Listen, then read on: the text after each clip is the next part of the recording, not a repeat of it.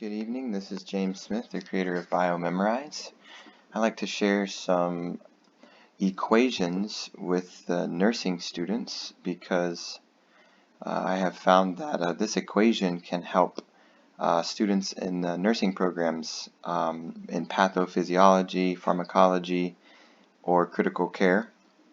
Courses like this, to be able to use an equation conceptually is one of the most powerful tools to help healthcare workers, I think, in their practice, not just memorizing a formula, but understanding how to use an equation conceptually so that you can hold a lot more information in your mind than merely memorizing. So, for example, we have an equation here: cardiac output equals heart rate times stroke volume. So what is cardiac output? That is the output of blood from the cardiac muscle, from the heart. How would you calculate a person's output from the heart of blood, the cardiac output? Well, it equals the heart rate times stroke volume.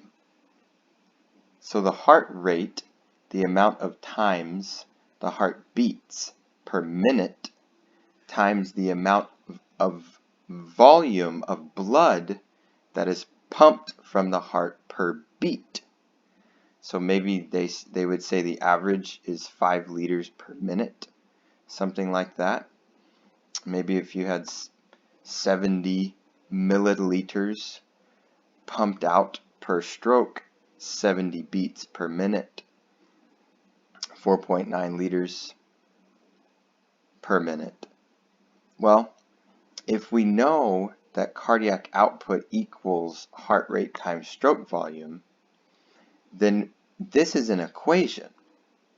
That means this side of the equation over here, this side equals